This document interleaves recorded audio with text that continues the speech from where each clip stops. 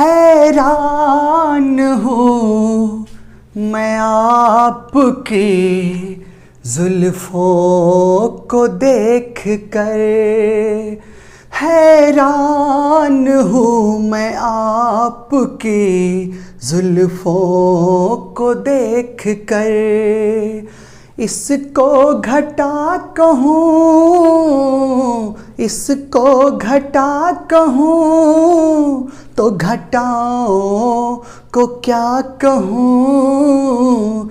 हैरान हूँ मैं आपकी जुल्फों को देख कर, हैरान हूँ मैं आपकी जुल्फों को देख कर। हेलो दोस्तों, मैं हूँ आपका दोस्त भारती यादव और स्वागत करता हूँ आपका अपना YouTube चैनल सार्थक क्लासेस दरभंगा पर। अभी पिछले 2 दिन से मैं क्लास नहीं ले पाया, अब फिट हो चुका हूँ तो फिर से आपके सामने हाजिर हूँ वीडियो लेक्चर के माध्यम से। तो आज हम लोग बाल विकास पढ़ने वाले हैं और काफ़ी इंटरेस्टिंग टॉपिक पढ़ने वाले हैं जो एग्ज़ाम में आते हैं और ज़बरदस्त और बेहतरीन अंदाज में पढ़ने वाले हैं। और आपसे एक गुजारिश है कि आपने अभी तक मेरे इस चैनल को सब्सक्राइब नहीं किया है दोस्त, लाइक नहीं किया है, तो इतना मेरे लिए कर दे। डेली ठीक शाम के 7 बजे आपके लिए इसी चैनल पर वीडियो लेकर के हाजिर रहता हूँ, तो कृपया इतना कर दे। बस इतनी सी आपसे एक तमन्ना, एक गुजारिश है, तो शायद आपने कर दिया होगा। तो चलिए शुरू करते हैं बेहतरीन अंदाज में। आज हम लोग पढ़ने वाले जानते हैं क्या है, वो है पियाजे के बारे में। जैसे पियाजे की अवस्था होती है, पियाजे के संज्ञानात्मक विकास की अवस्थाएं, तो 4 अवस्थाएं होती है। एक होती है संवेदी, दूसरा होता है पूर्व, तीसरा होता है मूर्त और चौथा होता है अमूर्त। तो आज हम लोग दूसरी अवस्था पढ़ने वाले हैं संज्ञानात्मक की। तो उसका हेडिंग है कि पियाजे के संज्ञानात्मक विकास की अवस्था, और उसमें दूसरा पढ़ने वाले हैं जिसका नाम है पूर्व संक्रियात्मक, या इसी का दूसरा नाम है प्राक संक्रियात्मक अवस्था। तो ये पढ़ने वाले हैं। तो आपको आगे भी आने वाला है संक्रिया। तो पहले संक्रिया क्या होता है इसको जानते हैं, इंग्लिश में ऑपरेशन बोलते हैं। पूर्व संक्रियात्मक या प्राक संक्रियात्मक अवस्था जिसको बोलते हैं प्री ऑपरेशनल स्टेज। तो ये प्री ऑपरेशनल स्टेज होता क्या है पहले इसको जान लेते हैं। ऑपरेशनल मतलब संक्रिया, और संक्रिया मतलब क्या, तो जानते हैं संक्रिया मतलब बच्चा का काम करना, क्रिया करना, वही होता है संक्रिया। अब बोले कौन सा काम, क्या घर का काम करेगा, वो झाड़ू पोता लगाएगा क्या, नहीं, वो यहाँ नहीं करेगा बच्चा, उससे पहले की कहानी है, वो उतना नहीं कर पाएगा। छोटका समझ में आ रहा है, जैसे कुछ काम होता है जैसे पढ़ना लिखना, अपने बारे में होता है ना कुछ इस तरह से करना, वो नहीं कर पाएगा, उससे पहले की अवस्था है, पूर्व की अवस्था है, कार्य करने की पूर्व की अवस्था है। बच्चा अपना योगदान अभी कहीं नहीं दे रहा है, उससे पहले की अवस्था है, उसी को बोलते हैं प्री ऑपरेशनल। तो ये 2 तरह के होते हैं दोस्त। कितने तरह के, 2 तरह के, आइए समझते हैं। तो देखिए पहला जो है टाइप है वो है प्राक संप्रत्यात्मक, जिसको बोलते हैं प्री कंसेप्चुअल पीरियड बोलते हैं। और दूसरा जो होता है वो भी देखिए अंतर्दशी अवधि, इंट्यूटिव पीरियड बोलते हैं। तो ये 2 टाइप होते हैं पूर्व संक्रियात्मक अवस्था के, और दोनों हम लोग पढ़ते हैं। देखिए मजा आ जाएगा, छोड़ के नहीं जाए, आएगा क्वेश्चन यहाँ से बता रहे हैं, छोड़ के नहीं जाए, मजा आ जाएगा। इधर देखिए यही सीख लेंगे, इसी वीडियो में सीख लेंगे, कहीं से जरूरत ही नहीं पड़ेगी और पढ़ने की, इतना काफ़ी है। इधर ध्यान दीजिए। तो चलिए बात करते हैं। तो सबसे पहले हम लोग सीखते हैं प्राक संप्रत्यात्मक क्या होता है। ये हम लोग पढ़ने वाले हैं, ठीक ना। प्री कंसेप्चुअल पीरियड बोलते हैं, अब ये पढ़ने वाले हैं। देखिए इधर ध्यान दीजिए। जैसे पहला पॉइंट, एक पॉइंट डिस्कस करेंगे दोस्त, जितना पॉइंट दिख रहा है ना सारा पॉइंट डिस्कस करेंगे।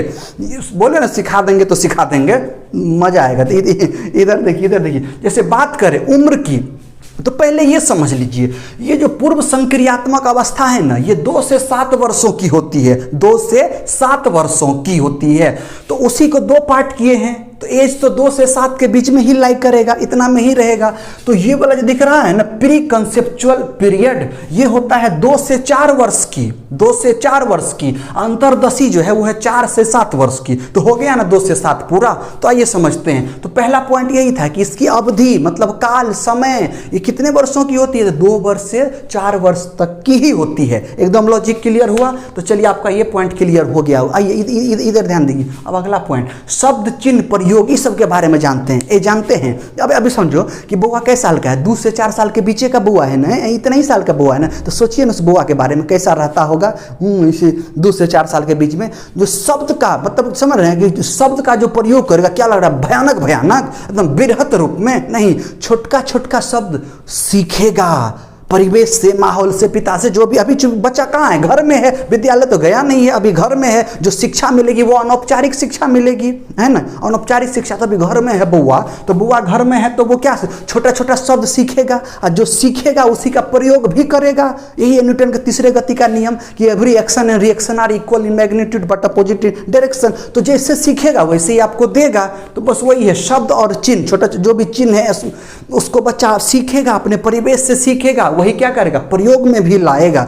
समझ में आ गया ना, समझ में आ गया होगा। देखिए अगला, देखिए अब आवाज की बात करते हैं, साउंड की बात करते हैं। आप इस एज में जानते हैं उसके परिवेश में रहने वाले लोगों की वो आवाज़ पहचानता है। लेकिन जो नया है, पहली बार आया है और उसको बुला रहा है बुआ, आवाज़ लगा रहा है, तो बुआ उसकी आवाज़ को नहीं पहचान, समझ नहीं पाएगा कि कौन बात कर रहा है, कौन बोल रहा है। बकलोल भाई ये कौन आ गया, इसको तो कभी देखे नहीं थे, जिंदगी में नहीं देखे थे, आज आ गया। तो किसकी आवाज़ को समझ लेगा जानते हैं, अपने मम्मी पापा या अपने उनके साथ जो उनके परिवेश में रह रहे लोगों की आवाज़ को पहचान लेगा। जैसे एग्जाम्पल से समझिए कि अगर मम्मी या पापा है, ठीक कोई भी है, वो छुप जाएगा, कहीं पर भी छिप जाएगा, वहाँ से आवाज़ लगाएगा। अब बुआ के पूछेंगे रे बुआ बताओ किसकी आवाज है, तो वो जो मंगला जो बुआ है जिसका नाम है मंगला मुकेशबा, वो तुरंते बता देगा कि ये मेरे पिताजी हैं या मेरी मम्मी है या मेरे परिवेश के जिसको जानता है ये उनकी आवाज है। लेकिन क्या लग रहा है आपकी आवाज को पहचान पाएगा, नहीं पहचान पाएगा। जानते हैं क्यों? क्योंकि उसके दिमाग में वो आवाज फिट नहीं है, स्कीमा में बैठा नहीं है। तो समझ में आ रहा है कि परिचित लोगों का जो उनके परिवेश में रहता है उनकी आवाजों को बच्चा कहीं से भी पहचान लेगा कि ये अपने लोगों की आवाज है। एकदम लॉजिक क्लियर हुआ। चलिए अगली बात करते हैं, निर्जीव सजीव वाली बात करते हैं। जानते हैं इस उम्र में क्या होता है, वो जो बकलोलवा रहता है मुकसबा समझिए क्या होता है, वो किसी से भी बात कर लेगा। कहने का मतलब जैसे दीवाल है तो दीवाले से बात करेगा उसको। जानते हैं क्यों? इस उम्र की खासियत यही है भाई, उसको लगता है ये जो दीवाल है, ये जो पेड़ है, ये जो पौधे, मतलब ये जो दीवाल की बात करते हैं, दीवाल की, चूंकि ये निर्जीव होता है, ये जो दीवाल है हम इसी से बात करें, उसको वो सजीव लगता है, उसको सजीव लगता है, लिविंग थिंग लगता है। उसको लग रहा है कि मेरे अगल बगल जो चीज़ है ना सब सजीव है। सजीव तो सजीव है, ये है जो निर्जीव है, नॉन लिविंग थिंग है, वो भी उसको सजीवे लगेगा। मतलब निर्जीव वस्तु भी उसे सजीव लगता है। और किसी से भी पगलबा की तरह बात करना शुरू कर देगा तो उसको पागल नहीं समझना है कि बुआ मेरा पगला गया है और चले उसको रांची या कहीं मतलब जहाँ पागल खाना है वहाँ पे एडमिट कराए। नहीं, ये इसकी खासियत है इस उम्र की। लॉजिक क्लियर हुआ? चलिए नेक्स्ट मजा आएगा। इधर देखिए, तो ये भी समझ में आ गया। अगला है आत्मकेंद्रिता का भाव। अब समझिए, इधर ध्यान दीजिए, इधर ध्यान दीजिए। ये आत्मकेंद्रिता क्या होता है जानते हैं? इसी को बोलते हैं अहं केंद्रित, ईगोसेंट्रिक, मतलब अपने आप को ही महत्वपूर्ण समझेगा। ये जो बच्चा है खुद को ही वैल्यूएबल समझेगा कि हम ही हैं तब ये कुछ है, अगर हम ना होते तो ऐसा होता।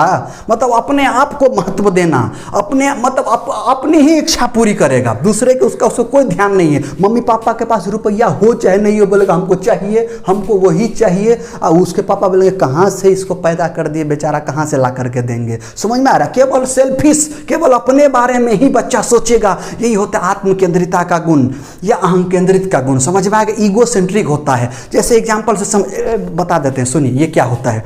जैसे उसको लगेगा जानते हैं पेड़ पौधा नहीं होते, जैसे सूर्य की बात करते हैं, जैसे लगेगा थोड़ा दिन में सूर्य की बात करें या रात में चांद की बात करें, उसको लगता है ये सब मेरे ही कारण है। हम जिधर जिधर जाते हैं ना उधर उधर ही सब आता है। हम छिप जाते हैं ना तो वो भी छिप जाता है, हमको थोड़ी वो दिखता है। ये जो पेड़ पौधे हैं ना मेरे कारण है, हम चल रहे हैं तो देखो पेड़ पौधे भी चलते हुए दिखाई देता है, उसको ये भाव अंदर में आ जाता है। इसी को बोलते हैं आत्मकेंद्रिता, अपने आप को ही इंपॉर्टेंस देना। उसको लगता है सारी दुनिया मेरे अगल बगल ही घूम रही है, जो है हम ही है, हम आई एम क्या बोलते हैं हम अपने आप में सब कुछ हैं। ऐसा भाव को आना ही कहलाता है आत्मकेंद्रिता या अहं केंद्रित। और इसी को पियाजे वार्ता अगर करेगा तो इसको बोलेंगे अहं केंद्रित वार्ता, अहं केंद्रित वार्ता। समझ में आ रहा है? जब कोई भी बच्चा खुद से बात करेगा, अपने आप से बात करेगा, अपने आप से चाहे जो बात करे, खुद से जब बात करेगा तो इसी भाषा का नाम पियाजे दिया है अहं केंद्रित वार्ता या आत्म केंद्रित वार्ता। और जानते हैं बैगोस्की क्या नाम दिया है? वो अलगे, वो दोनों में अलगे है। बैगोस्की नाम दिया है इसको निजी भाषा, व्यक्तिगत वार्ता, स्वनियमन या सेल्फ रेगुलेशन इंग्लिश में बोलते हैं। ये लॉजिक क्लियर हो गया होगा। चलिए अगली बात करते हैं, अब सिंबल की बात करते हैं। जानते हैं इस उम्र में ये जो 2 से 4 वर्ष है ना, इसमें सिंबल जिसको चिन्ह बोलते हैं उसका भी डेवलपमेंट होता है।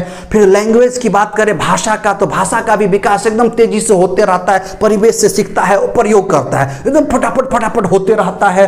वर्ड सब जानते, छोटका छोटका सब वो सब का विकास बड़ी तेजी से होता है इसी उम्र में, 2 से 4 वर्ष में।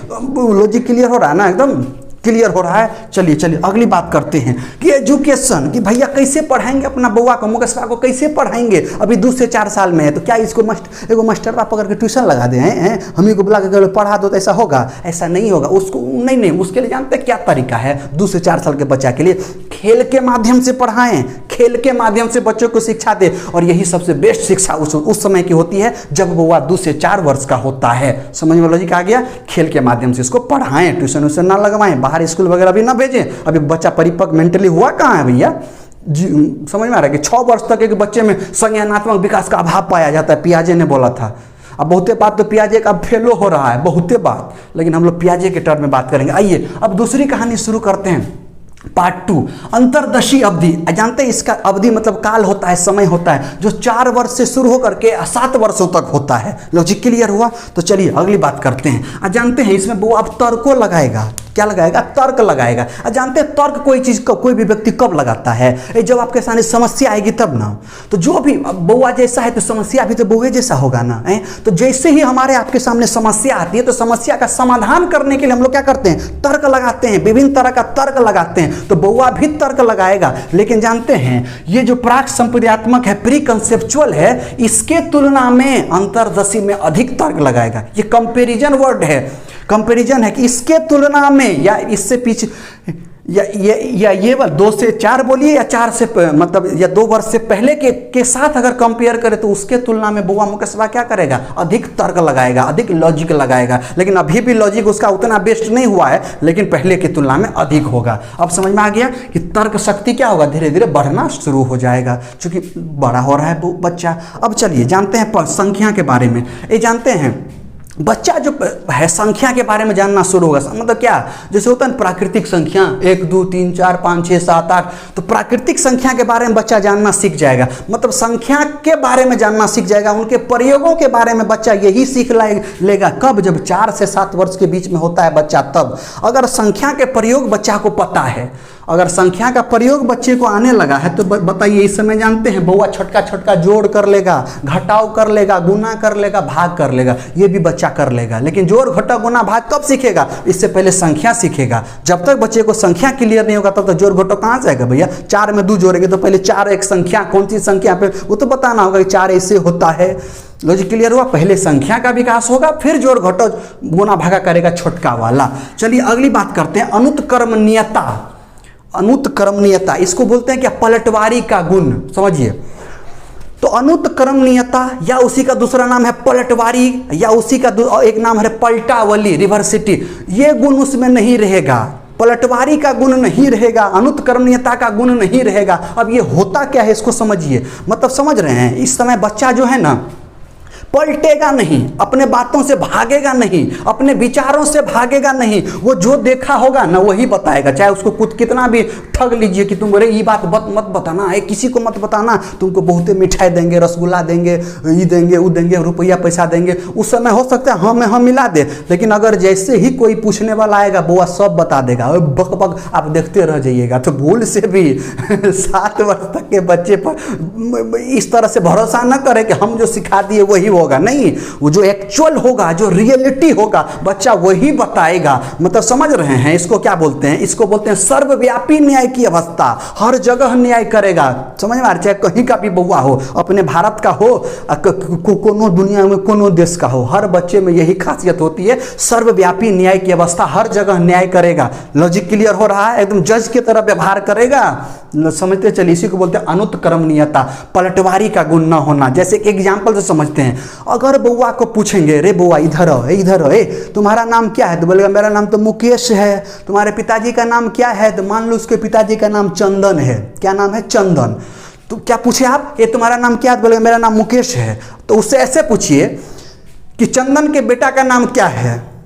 तो बोलेगा ये क्या है, चंदन का बेटा, नहीं बता पाएगा, मतलब उल्टा नहीं बता पाया, सीधा बताया उल्टा नहीं बताया, मतलब क्या बोलेंगे कि अनुत्कर्मणीयता का गुण नहीं है, पलटवारी का गुण नहीं है। या ऐसे समझिए कि अगर आपसे अगर पूछा जाए, सॉरी उस बच्चे से अगर पूछिएगा कि रे बुआ बताओ कि भारत की राजधानी कहाँ है, कहाँ है कैपिटल, तो बोलेगा नई दिल्ली, फटाक से पता चलेगा नई दिल्ली। आप पलट के पूछिए ना रे कि नई दिल्ली किसकी राजधानी है, तो ऐसे करके मुंह देखेगा, ये क्या पूछ रहे हैं, ये हम पढ़े हैं, ये हम नहीं जानते हैं। मतलब क्या पलट के जब पूछे तो बुआ जवाब नहीं दे पाया, मतलब पलटवारी का गुण नहीं होता है, अर्थात अपने विचारों से नहीं पलटेगा, सोच से नहीं पलटेगा, जो देखा है वही बताएगा, वही न्याय करेगा, गलत नहीं बोलेगा, झूठ नहीं बोलेगा इस उम्र में। अतः इसे सर्वव्यापी न्याय की अवस्था बोला जाता है। अनुत्क्रमणीयता का गुण नहीं होता है, पलटवारी का गुण नहीं होता है। आई थिंक अब क्रिस्टल क्लियर हो गया होगा। अब बहुत इंपॉर्टेंट वाला पॉइंट है, ये बे करता है ये बे करता है, इसीलिए बोले ध्यान से देखिए। चलिए ये भी हो गया। अब बात करते हैं चिंतन की। चिंतन मतलब चिंता करना नहीं होता है कि टेंशन हो गया कि मेरी वाली छोड़ के भाग गई तो माथा पे हाथ लेकर कैसे बैठे, नहीं, वो नहीं होता चिंतन मतलब थिंकिंग करना, सोचना। तो मुझे एक चीज बताओ कि चिंतन का प्रारंभ जानते हैं कहाँ से होता है? समस्या से होती है। जैसे ही पूछ देगा क्वेश्चन कि बताओ कि चिंतन का प्रारंभ कहाँ से होता है, तो आंसर देना समस्या, प्रॉब्लम्स। जैसे ही समस्या आएगी तब चिंतन करेंगे, पहले चिंतन ही कर लेते हैं कि नहीं ना, पहले समस्या आती है और फिर चिंतन करते हैं। तो जानते हैं अभी जो बुआ 4 से 7 साल के बीच में है ना, इसका जो चिंतन होगा ना एक क्रम से नहीं होगा, मतलब तर्क संगत नहीं होगा, लॉजिकली नहीं होगा, समझ में आ रहा है? कोई क्रम नहीं होगा, कोई क्या बोलते हैं तर्क संगत नहीं होगा। जैसे ऐसे समझिए, आपसे बहुते क्वेश्चन पूछेगा, मान के चलो पूछेगा रे हमारे बारे में कि सार्थक सीटेट क्लास दरभंगा वाला में कैसे पढ़ाई होता है। अब लगे वहाँ तो बेस्ट पढ़ाई होती है। 31 जनवरी 2021 का जो रिजल्ट आया है वो इंडिया का सबसे बेस्ट रिजल्ट है, 94%। और ये बात सही है, ये सही एग्जाम्पल ले रहे हैं, 94% रिजल्ट आया। तो बोला अच्छा 94% आया। थोड़ा देर के बाद पूछेगा कि जो मेरा पैंट कहाँ है, बोला कौन पैंट रे, तभी तो कोचिंग के बारे में पूछ रहा था, पैंट कहाँ से आ गया। तो थोड़ा देर के बाद बोला कि कुछ और बात कर लेगा। मतलब क्या समझ रहे हैं, एक लॉजिकली मतलब होता है कि इसके बाद ये नहीं, जहाँ तहाँ से क्वेश्चन पूछेगा, लेकिन क्वेश्चन बड़ी पूछेगा, बहुत क्वेश्चन पूछता है इसमें, प्रश्न बहुत पूछता है। एकदम लॉजिक क्लियर हुआ, क्रिस्टल क्लियर हुआ दोस्त, मजा आ रहा है ना? बोले ना हर वीडियो में सिखा देते हैं, और इससे ज़्यादा और बेहतर सीखना तो क्लास में आइए, वहाँ तो और फिजिकल प्रेजेंट रहता है तो बातें कुछ और होती है। खैर बात करते हैं यहाँ पर, देखिए नया खेल, ये तो समझ में आ गया। अब नया खेल की बात करते हैं, जानते हैं नया खेल खेलेगा कौन, जानते हैं? गुड्डा गुडिया का खेल। ये खास करके ये खेल लड़की खेलती है। कभी देखें लड़का को गुड्डा गुड्डी का खेल खेलते, कुछ चीज़ें होती हैं ना जो बाय बॉर्न है, वो लड़की का अलगे होता है, लड़का का अलगे होता है, समझ में आ रहा है ना? तो मेरे कहने का मतलब क्या हुआ जानिए, कि खेल खेलेगा, नया खेल खेलेगा। जैसे गुड्डा गुड्डी का एग्जाम्पल ले लेते हैं, तो क्या करेगा, ऐसे कपड़ा ले लेगा, ऐसे लपेट देगा, ऐसे लपेट देगा, रस्सी से बांध देगा, तो ले ये हो गया मुंह, और कुछ काजल लगा देगा, ये हो जाएगा। मान लो कि ये लड़की है, एगो को ऐसे ही करके लड़का बना देगा, दोनों को बियाह शादी करा देगा, सुहाग रात बाल बच्चा सब हो जाएगा, भोजो भाज कर लेगा, सबको खिला देगा। तो एकदम नया खेल खेलेगा। कपड़ा से बताइए कन्या एकदम हस्बैंड वाइफ बना करके शादी ब्याह कर तो समझ रहे हैं, ऐसा खेल खेलेगा। खिलौना से लेकर के नया खेल खेलेगा, कुछ भी होगा नया खेल खेलेगा। पगला तो है ये, पगलियाँ तो है ये, किसी से भी बातचीत करना शुरू कर, दीवालों से बातचीत करना शुरू कर। तो ये मत सोचिए कोई दीवाना कहता है कोई पागल समझता है, मतलब एगो दीवाना वाला बउआ होगा, वो पगलियाँ होगी, वही दोनों समझेगा। नहीं, आपने भी ऐसे ही किया था, हमने भी यही किया था, सभी लोगों ने ऐसे ही किया था। इस उम्र की यही खासियत है दोस्त, यही खासियत है। समझ में आ रहा है ना? चलिए ये भी समझ में आ गया। अब बात करते हैं माप की अवधारणा का विकास हो जाता है। अब ये माप क्या है, मेजरमेंट क्या है, तो समझते हैं। समझिए, जैसे एगो बउआ है, उसको क्या कीजिए जानते हैं? 50 रुपया वाला एगो डेयरी मिल्क दे दीजिए, 50 रुपया वाला एगो डेयरी मिल्क दीजिए। 4 से 7 साल के बीच के बुआ का एगो बुआ के सामने क्या कीजिए, 10 रुपया वाला जो है ना 5 गो डेयरी मिल्क दीजिए। 10 रुपया वाला 5 गो, एगो को 50 रुपया वाला 1 गो। वो जो जिसको 1 गो दिए हैं ना, वो आप कैसे देखेगा? ये तो मतलब एकदम सर्वव्यापी न्याय आप कर नहीं रहे हैं। आप उसको 5 गो, उसको देखो 5 गो दिया है, हमको 1 गो दिया है। इस सरासर निहायत रोने लगेगा, पटकने लगेगा, भाग जाएगा, जरूर पटक लेगा, लेने का देनी हो जाएगा। इस तरह से नहीं कीजिएगा। वो उसको क्या लग रहा है कि बहुते है, ये तो 5 गो चीज है, 1 गो है। मुकस्बा का थोड़ी पता है रे बकलवा को कि 50 रुपया वाला है, और 50 रुपया में क्वालिटियों 10 रुपया वाला जो बहुत ज़्यादा अच्छा रहता है उसको ये थोड़ी पता है क्वालिटी नहीं, उसको क्वांटिटी चाहिए। तो देखिए कि चाक्षुषीकरण बोलते हैं, नजर से देख के पता देगा नहीं हम वही वाला लेंगे, बहुते वाला लेंगे। तो समझ में आ रहा है ना। तो माप की अवधारणा का भी विकास हो जाएगा। अगर मान कर चलिए कि 2 गो ग्लास ले लीजिए, गोबड़ा है गो छोटा, बोलेगा सबसे दूध ज्यादा किसमें आएगा, तो देखिए के बता देगा। तो ये देख करके विकास होगा। मेजरमेंट मतलब क्या, नाप करके नहीं, फॉर्मूला लगा करके नहीं बता पाएगा, देख करके, चाक्षुषीकरण बोलते हैं। तो ये वाला डेवलपमेंट हो जाएगा कब, जब बउआ 4 से 7 साल के बीच में रहेगा, तब नजरे से देखिए के बता देगा बउआ कौन बड़ा है कौन छोटा है। तो कुछ क्वेश्चन पूछा कि माप की अवधारणा का विकास, तो समझ में आ रहा है ना। एक क्वेश्चन मैथमेटिक्स में पूछ दिया था कि पियाजे के अनुसार माप के संरक्षण की बात की गई थी, तो बोला कि बच्चे में भार के संरक्षण की समझ पहले आएगी कि आयतन का पहले आएगा। तो आप ही बताइए, आयतन पहले समझ में आएगा कि पहले भार आएगा। तो आयतन मतलब क्या होता है, 3 भुजाओं का गुणनफल, चाहे कोई भी 3 भुजा हो उनका गुणनफल करेंगे तबे आयतन देगा, तबे वॉल्यूम देगा। लेकिन भार, वो भार फिजिक्स वाला भार नहीं, F बराबर या W बराबर mg, या वो भार नहीं जो वृद्ध पिता के कंधे पे जवान बेटी का होता है कि पगलियां का बियाह कैसे करेंगे, वो वाला भार नहीं। सिंपल अपनी भाषा में जो भार बोलते हैं 1 किलो 2 किलो 3 किलो। तो बताइए वो किलो वाला चीज जानेगा कि बच्चा आयतन वाला चीज जानेगा, जिसमें 3 गो चीज है, लंबाई गुने चौड़ाई गुने ऊंचाई, वो वाला। तो पहले क्या जानेगा, पहले छोटका चीज जानेगा। तो छोटका क्या है, भार। क्योंकि भार देखता है 1 किलो हुआ 2 किलो हुआ, घर में तोला तोली होते रहता है, देखते रहता है, लॉजिक क्लियर है। तो पहले भार के संरक्षण की समझ पहले आएगी, किसकी तुलना में, आयतन के संरक्षण के समझ की तुलना में। यही से क्वेश्चन दागा था मैथमेटिक्स पेडागोजी में। समझिए पियाजे कहीं पर भी घुस जाते हैं, परेशान सीटेड वाला को पियाजे कर दिया है। तो बताइए ये भी समझ में आ गया। अब प्रश्न पूछना तो बताइए दिए कि बहुते प्रश्न पूछेगा, रे बउआ परेशान कर देगा, वो परेशान कर देगा, इतना तंग करेगा ना कि मत पूछिए। ये क्या है, वो क्या है, क्यों है, किस लिए है, कभी न पूछे कि मैं दुनिया में कैसी है। तो समझ में आ रहा है, तो एकदम गजब है, नमूना है। देखिए हम सभी लोग इस रास्ते से गुजरे हैं। चूंकि पियाजे के अनुसार क्या है कि पियाजे की जो 4 अवस्थाएं हैं वो स्थिर हैं, उसे बदला नहीं जा सकता, और बहुत इंपॉर्टेंट है। समझ में आ रहा है, किसी चरण को छोड़ा नहीं जा सकता, और ये सभी चरण स्थिर हैं। समझ रहे, चारों चरण। तो 4 में से अभी एक पढ़े, वो कौन सा पढ़े, दूसरा पढ़े। और दूसरा में कौन सा पढ़े हैं, तो पूर्व संक्रियात्मक अवस्था या प्राक संक्रियात्मक अवस्था, और इनके टैप के थ्रू पढ़े हैं, जो एक यूनिक वे में आपको पहुंचाए हैं। आप तक एक यूनिक वे में पहुंचाए हैं, मजा आ गया होगा। बता रहे थे यूनिक वे में अलग अलग करके बता दिए कि किस उम्र में क्या सोचता है बच्चा। तो बताइए आज ये पढ़े, फिर अगले वीडियो में पढ़ेंगे। दोस्तों मजा आया ना। अगर अभी भी आपने चैनल को सब्सक्राइब नहीं किया, लाइक नहीं किया, इतना कर दे, आपके लिए इतना मेहनत करते हैं। ठीक शाम में फिर मिलते हैं कल 7 बजे। तब तक दोस्त सेफ रहें, सुरक्षित रहें। जय हिंद, जय भारत।